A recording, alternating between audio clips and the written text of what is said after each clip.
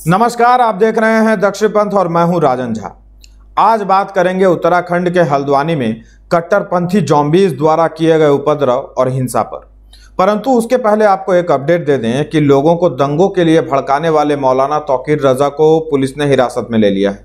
तौकीर रजा ने मुस्लिमों को ज्ञानवापी पर आए कोर्ट के फैसले के खिलाफ भड़काते हुए सड़क पर उतरने का आह्वान किया था। इसके बाद बरेली में हजारों की संख्या में उपद्रवी जमा हुए और ज्ञानवापी में कोर्ट के फैसले को मानने से इनकार करते हुए माहौल खराब करने की कोशिश की। यह पहली बार नहीं है जब तौकीर रजा ने देश में दंगे फैलाने की कोशिश की। यह वो आदमी है जो हर रोज कभी अपने बयानों से ज़ॉम्बीज़ बनी भीड़ को उकसाता रहता है, तो कभी राम मंदिर के खिलाफ, कभी ज्ञानवापी के खिलाफ, कभी CAA NRC, तो कभी यूनिफॉर्म सिविल कोड के खिलाफ लोगों को भड़काने का काम करता है। इन जैसे मौलानाओं को खिलाफत ही आती है, इसलिए हमेशा हर उस मुद्दे की खिलाफत करते हैं जो बहुसंख्यकों के हित में होता है। इन्हें इससे कोई मतलब नहीं कि उन फैसलों से इनका कोई अहित नहीं होगा। इन्हें इससे दिक्कत है कि हिंदू हितों की बात क्यों होती है। यहाँ तो मुगलों का शासन रहा है ना 800 सालों तक। पूरी दुनिया और ये स्वयं जानते हैं कि जिन मंदिरों को वापस मांगा जा रहा है या जो न्यायालय में मामले चल रहे हैं, उन सभी मंदिरों को आक्रांताओं ने तोड़ा और उन्हीं के अवशेषों से मस्जिद बनाया गया। ये शांति दूत जब इनकी कुटाई होती है तो गंगा जमुना फर्जी तहजीब याद करने लगते हैं, अमन और शांति की पैगाम देने वाली बातें करने लगते हैं। एक बार भी आगे आकर यह नहीं कहते कि ठीक है हिंदू भाइयों, आपके आराध्य के ये मंदिर हैं, हम भी इनकी इज्जत करते हैं, हम भाईचारा दिखाएंगे, आप यहाँ भव्य मंदिर बनवाइए, पूजा करिए, हम हर तरह का समर्थन करेंगे, मदद करेंगे। ये कभी नहीं कहते कि जब देश के सभी नागरिक बराबर हैं और हिंदुओं के लिए अलग से कोई कानून नहीं है, तो फिर हम दूसरे कानून या शरिया जैसे कानून या तीसरे कानून की बात क्यों करें। जो नियम हिंदुओं के लिए वही हमारे लिए हो, यही तो एकता की बात होगी ना। इसे कहेंगे ना भाईचारा निभाना। लेकिन हमारे यहाँ के मुल्ले मौलवी कहते हैं बर्दाश्त नहीं किया जाएगा, ये हो जाएगा, वो हो जाएगा।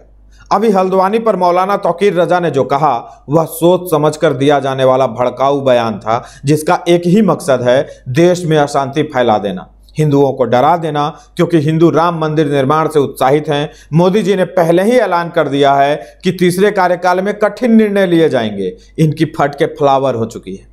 अब यह अशांति फैलाकर, अराजकता फैलाकर विश्व समुदाय को यह पैगाम देना चाहते हैं कि देखो, हिंदू बहुल देश में मुस्लिमों को सताया जा रहा है, क्योंकि इन्हें पता है हम उपद्रव करेंगे तो पुलिस एक्शन लेगी।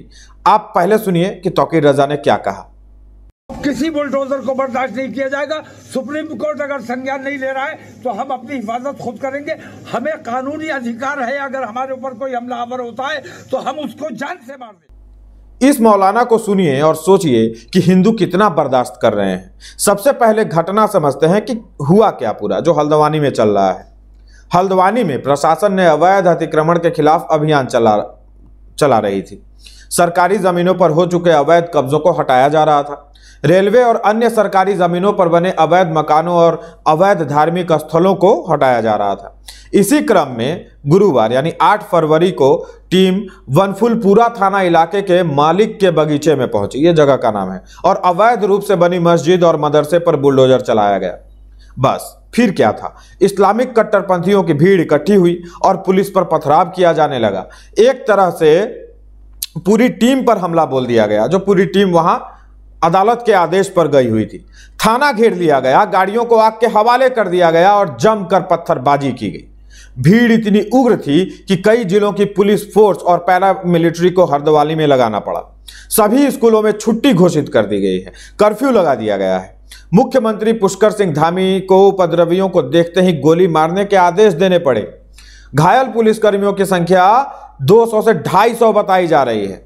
JCB का शीशा तोड़ डाला गया, ट्रैक्टर पलट दिया गया, टायर जलाकर रास्ता बंद कर दिया गया, थाने में आग लगा दी गई। पुलिस प्रशासन का कहना है कि कुछ दंगाइयों की पहचान हुई है, कुछ गिरफ्तारियां भी हो चुकी हैं, बुलडोजर का एक्शन भी चल रहा है। लेकिन क्या इन्हें गिरफ्तारी या कानून का डर है? नहीं, क्योंकि ये एक मिशन पर हैं और उन्हें पता है कि जिस रास्ते पर वे चल रहे हैं यह सब होना है। वे पहले से तैयार हैं, माइंड मेकअप करके बैठे हुए हैं। इन वीडियोस और तस्वीरों को देखते रहिए और अंदाजा लगाते रहिए भाईचारे और गंगा यमुना तहजीब वाले लोग कैसे उत्पात मचाए हुए हैं, कैसे मरने मारने पर तुले हुए हैं। कट्टर जिहादी महिलाओं को देखिए, आपकी सारी गलतफहमी दूर हो जाएगी इन तस्वीरों को देखकर। इन घायल पुलिसकर्मियों को देखिए जिन्हें इसलिए निशाना बनाया गया क्योंकि वे कोर्ट के आदेश पर अपना फर्ज निभाने के लिए गए थे। तस्वीरें सीरिया या गाजा पट्टी की नहीं, हमारे देश की देवभूमि की हैं। अब उन लोगों को बातें याद कीजिए जो लोग कहते रहते हैं कि यह देश सीरिया और गाजा पट्टी बन जाएगा। तुम देश के विधान, संविधान, नियम कानून को ठेंगा दिखाओ, भीड़ के रूप में बाहर निकलो, सरकारी संपत्ति को नुकसान पहुंचाओगे, लोगों को यहां तक कि पुलिस वालों को मारोगे, पीटोगे, उन्हें जिंदा जलाने की कोशिश करोगे, और उसके बाद जब पुलिस अपना काम करे, अवैध निर्माणों पर गुनहगारों को चिन्हित कर एक्शन लिया जाए तो तुम धमकियां दोगे। यह सब नहीं बर्दाश्त करेगा एक सभ्य समाज। तुम्हारी जगह जेल की काल कोठरी है। याद कीजिए, ये वही लोग हैं जो या तो इस भीड़ में शामिल हैं या भीड़ में शामिल कट्टरपंथी जिहादियों को हर तरह का समर्थन दे रहे हैं। समर्थन किस बात का? अवैध कब्जे का। यह भी अच्छा पैटर्न है। जमीनों पर अवैध कब्जा करो, अवैध बस्ती बसाओ, उन बस्तियों में एक दूसरे के बहू बेटियों के साथ अवैध संबंध बनाओ, एक एक खातून से 2-2 दर्जन बच्चे पैदा करो, मजहबी कार्ड खेलने के लिए अवैध मजार, मस्जिद वगैरह बनवा डालो। जब कोर्ट के आदेश पर पुलिस इस अवैध धंधे को हटाने पहुंचे तो इकट्ठा होकर अंडे बच्चे समेत सड़क पर उतरकर उधम मचा दो, वाहनों को तोड़ो, अगजनी करो, हमला करो। हल्द्वानी में कानून, विधान, संविधान सबकी धज्जियां उड़ाते हुए मजहबी नारे लगाती हुई भीड़ ने आतंक का माहौल बना दिया। उग्र भीड़ ने हल्द्वानी के एक पुलिस स्टेशन को घेर लिया और आगजनी कर दी। कुछ लोगों का कहना है कि पुलिस चौकी में आग लगाकर पुलिस वालों को जिंदा जलाने का षड्यंत्र रचा गया था। यह कोई नई बात नहीं है। हल्द्वानी में वर्ष भर पहले भी ऐसा ही माहौल बनाया गया था, तैयारियां की हुई थी। इस भीड़ का भय दिखाकर इन लोगों ने सुप्रीम कोर्ट से स्टे ऑर्डर प्राप्त कर लिया था। यही न्यायालय हिंदुओं द्वारा किए गए अतिक्रमण पर कहता है कि अवैध कार्य करने वाले न्यायालय की शरण नहीं ले सकते। इसी सुप्रीम कोर्ट ने दिसंबर 2021 में सभी राज्यों को दिशा निर्देश दिए थे कि अगर रेलवे की भूमि में अतिक्रमण किया गया है तो पटरी के आसपास रहने वाले लोगों को 2 सप्ताह के अंदर तथा उसके बाहर रहने वाले लोगों को 6 सप्ताह में नोटिस देकर हटा दिया जाए। लगभग 1.5 दशक पहले भी बड़ा अभियान चलाया गया था। पूरे इलाके को छावनी में बदल दिया गया था। 2 दिन तक चले अभियान में काफी इलाकों को खाली कराने में सफलता भी मिली थी। कब्जा हटाने के दौरान लोगों के घरों के नीचे से रेलवे की पटरी तक निकली थी। बाद में पुनः रेलवे की जमीन पर कब्जा हो गया। पूर्व के कांग्रेस के सरकारों में इन लोगों को सरकारी जमीन पर न सिर्फ जमे रहने दिया गया बल्कि जरूरी कागजात भी बनवाए जाते रहे।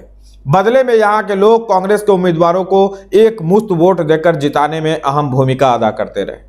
साझेदारी अच्छी चल रही थी। धीरे धीरे डेमोग्राफी बदलती रही।